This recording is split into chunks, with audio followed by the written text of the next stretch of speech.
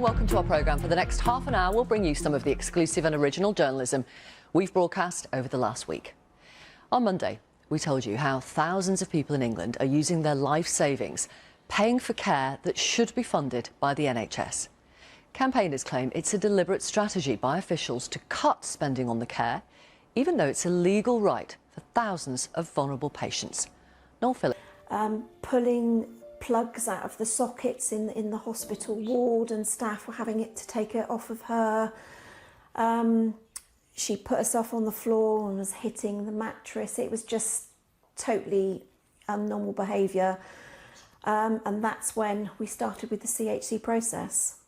So what is CHC, or continuing healthcare? Clinical commissioning groups have a legal duty to offer personal health budgets to those who are eligible.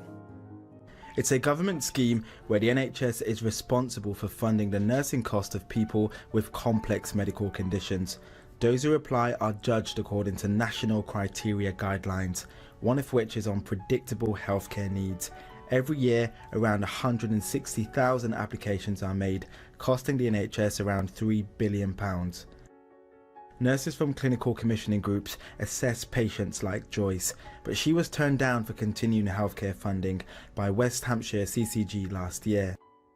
She destroyed her glasses. Let me just show you her nightie, and how much more evidence do you need than her instability? And she's ripped that nightie. She's ripped that nightie.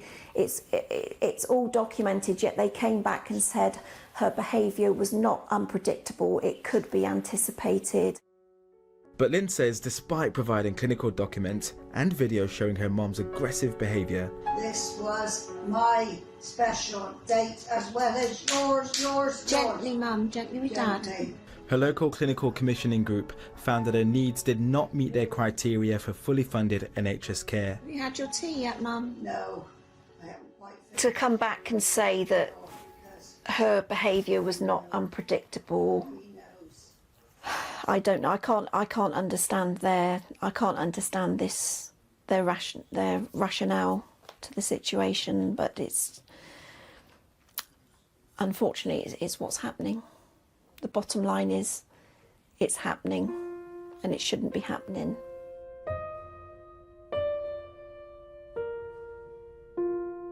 Joyce's health is deteriorating. Her GP has now placed her on an end-of-life palliative care register. Her husband Pete, who is in the early stages of dementia, has had to spend most of their savings on her 24/7 care needs, which he says should be provided by the NHS. She's just like a cabbage now, if you can call it that. We were always together, weren't we? Always together, always go out together. But now, no chance of it at all.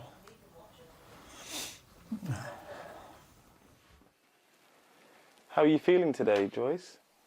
Still a bit tired. Nice to get out and have a chat and a smile with somebody else. The family say their savings to continue caring for Joyce are running out. They're eligible for care home funding, but they say that is not an option. I need some help. Yep. All right, Dad. It's all right. Mum and Dad have always wanted to stay in their own home. Haven't you? You've always wanted to stay in your own home together. Yeah. They've been married 57 years. If I genuinely thought that a care home was the right place, then I wouldn't think twice, but they've never wanted to go into a care home. To be honest, it would be disastrous for Mum, because she wouldn't get the care that she's getting home here when she's having the days where she won't eat, she won't drink. And if I mention to Dad about a home, he just says, I will kill myself if I go into a home.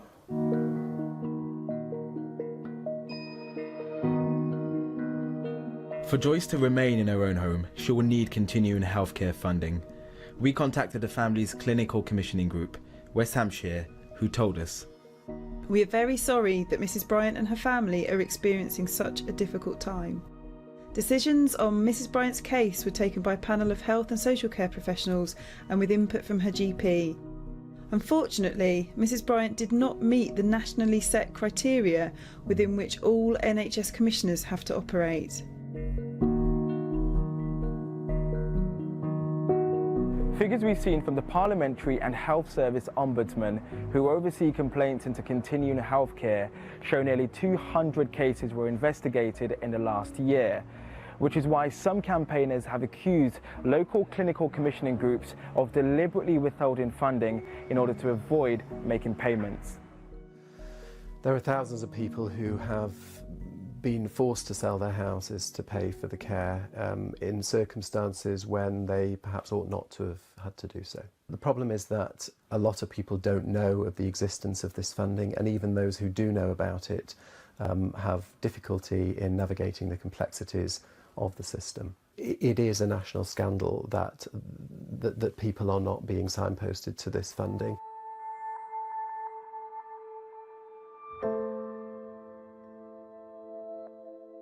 Here in Wiltshire, the percentage of people like this family getting access to continuing healthcare funding is amongst the lowest in the country, leaving many with significant healthcare needs being denied free care. This is the dark side of the NHS. This is a hidden side. This is the disabled side, the dementia side, the Alzheimer's side. John Morrison has cerebral palsy, which means he can't use his arms or legs. His funding was withdrawn in 2009 because he no longer met the criteria for continuing healthcare, despite his condition remaining the same. Fighting for John has nearly broken me.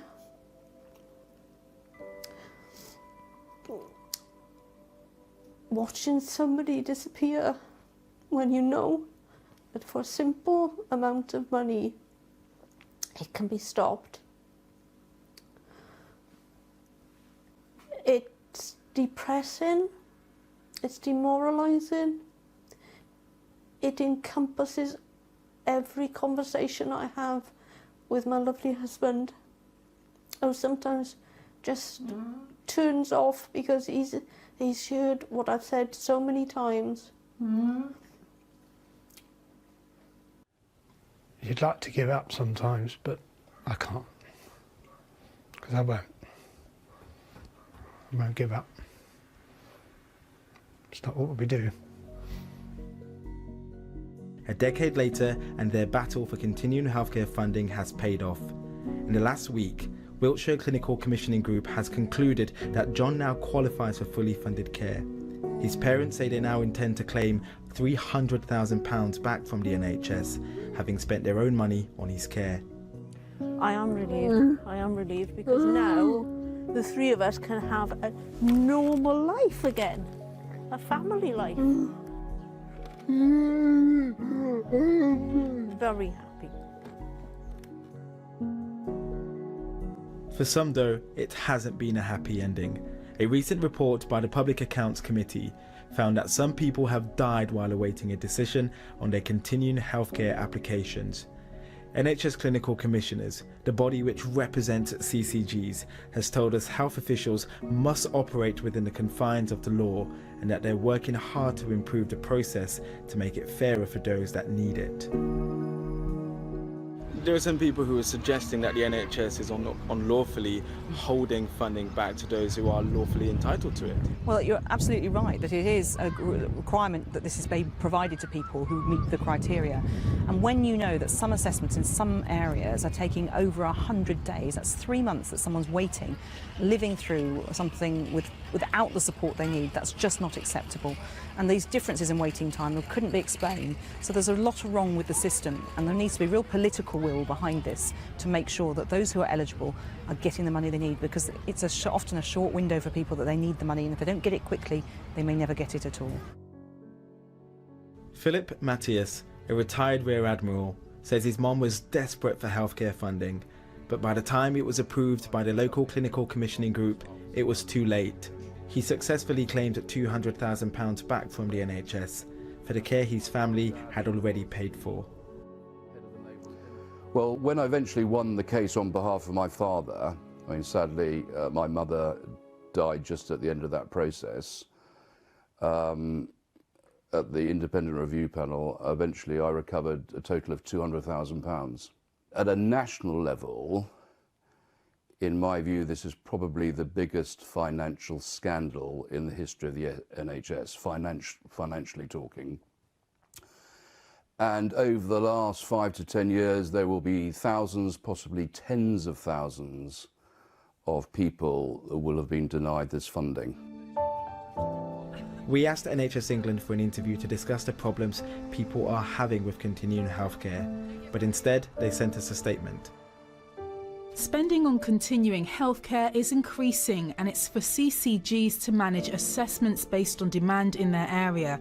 There is still potential, however, to make the process more efficient and effective for patients, as the majority of people assessed turn out not to be eligible. You're dealing with a very challenging, situation involving your mom, and you're also having to deal with a system that is, incredibly difficult and very complex to understand. How are you able to get through all of this? It shouldn't be like that. Mum and Dad are of the generation where if they couldn't afford it, they didn't have it. They saved hard to better themselves. They saved hard for their retirement. And they've stood on their own 2 feet all their lives, and now they need that help, and it's just not there. This week we revealed that police have apologised to 6 victims of the convicted football coach Bob Higgins for the way their cases were handled back in the 90s. On Wednesday, Higgins was given 24 years in jail for indecently assaulting 24 boys, but 6 other men were told their allegations couldn't be tried in court this time because they'd been heard over 15 years ago. The force now says it's genuinely sorry that victims did not get the justice they deserved. Our reporter Jim Reid spoke to one of those victims. Have you ever engaged in any behaviour that could be construed in any way, shape or form as being conducted for your sexual gratification? In 15 hours of police interviews, he didn't say a word. Bob Higgins spent a long career coaching at Southampton and Peterborough. His trial heard he used that position to abuse dozens of boys over 3 decades. He was sentenced yesterday and will now start a 24-year jail term for those crimes. Football was our lives. Football was our dreams. Football was all that mattered to us. Bob Higgins used our desire and our determination as a tool to exploit our vulnerability. These victims waived their right to anonymity to speak outside court.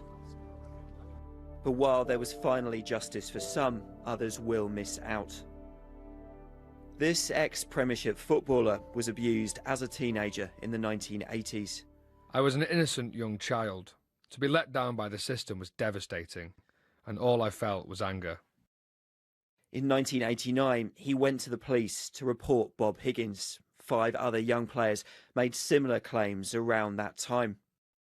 I was only there about an hour. No one ever got back to me to go through my statement or ask whether it could be used in court. He left the police station and buried that abuse for the next 25 years. We're going to talk now to Billy Seymour. He's a former Southampton youth player who went... Then in 2016, this programme broadcast an interview with another of Bob Higgins' victims. Because I was tired, because I obviously had to be back for school, so just sort of lay your head in my lap. I watched that and had a bit of a quiet spell in my house. Went upstairs and saw my son, and at that point I knew that once again I was willing to go through all the hurt, stress, anger, to come forward and speak out again, and hopefully this time round something could be done. In 2016, the player went to the police for a second time and was interviewed for 7 hours. He was later told he would be treated as a victim in a new case against the coach. Karen, I'm just scanning. Then, as part of the investigation, police searched Bob Higgins' home. In his attic, they found paperwork with the player's name on it. Back in 1991, Bob Higgins was arrested and went to court on child abuse charges. Back then, he was acquitted of one offence. The prosecution entered no evidence on the other 5. I never spent a day in court. Never was told that my evidence would be seen or not seen in court. Nobody spoke to me until 2016, which is, to be honest, an absolute disgrace. The legal principle of double jeopardy stops anyone going on trial twice for the same crime.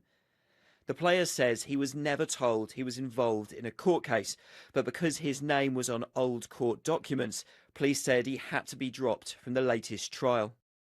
I'd never been so low in my life. I will never get a feeling of closure because he has never been found guilty for the crimes he committed against us 6 players. The Assistant Chief Constable of Hampshire Police told this programme he was genuinely sorry that some victims did not get the justice they deserved in this case. He said, unfortunately, complaints made by some victims in the 1990s weren't treated in the same way as they would be today. In 2003, the government did relax the double jeopardy rule, allowing a retrial in cases where strong new evidence emerges.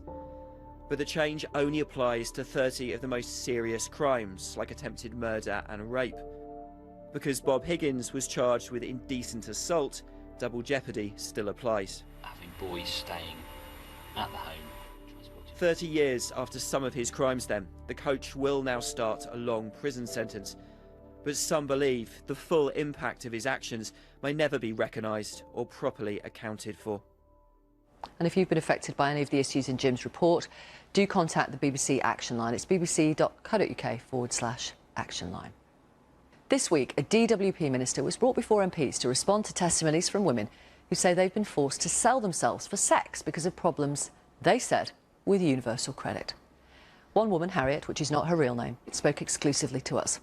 She says she had to sell sex to 3 different men after racking up nearly £5,000 in debt while in receipt of universal credit. Her words are spoken for her, and you might find some of this upsetting. It started when I broke up with my boyfriend. I moved into a shared house, and after a few months, one of my housemates sexually assaulted me. That night I left with nothing more than a backpack. I had nowhere safe to live. I surfed for weeks and used my overdraft to pay for a youth hostel. After 6 weeks, I was placed in a women's hostel, and after another 6 weeks, I got my first universal credit payment of just over £200 a month. It went up a little, but the housing element of the credit was capped because I'm under 35. My universal credit payments didn't even cover half of the cost of the hostel. After months of no income, I was nearly £5,000 in debt and facing eviction from the hostel. I was in no fit state to work. For a while I tried, but I didn't have any proper clothes or even enough money to buy shampoo. I couldn't go to work in that state. The sexual assault had triggered severe PTSD and made my underlying mental health condition worse. I was regularly self-harming. I was disorientated and stressed because of the trauma and made multiple suicide attempts.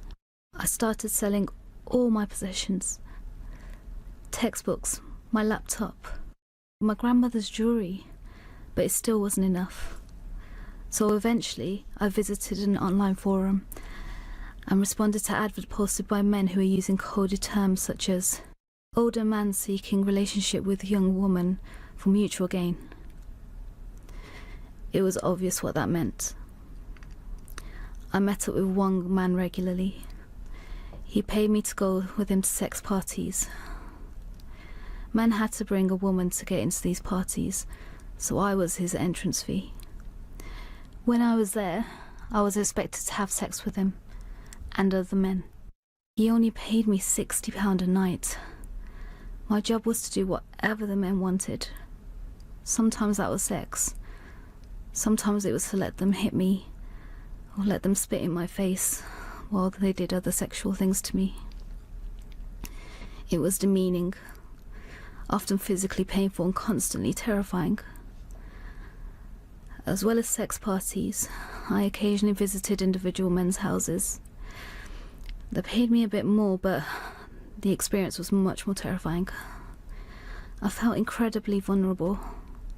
I was at their houses. I knew they could do whatever they liked to me, and no one would ever know. Finally, 8 months after all this began, Universal Credit agreed to pay my full rent, and even backdated it. It was enough to live on and enough to pay my rent, so I immediately stopped selling my body for sex. I moved into a council flat a couple of months later, and now I was living in a stable environment. I was able to get more intensive treatment to recover from my mental health condition. My experience with Universal Credit was terrible. The system was full of errors, delays, poor communication, and benefit caps, which made it impossible for me to have enough money to live safely, let alone in any way comfortably.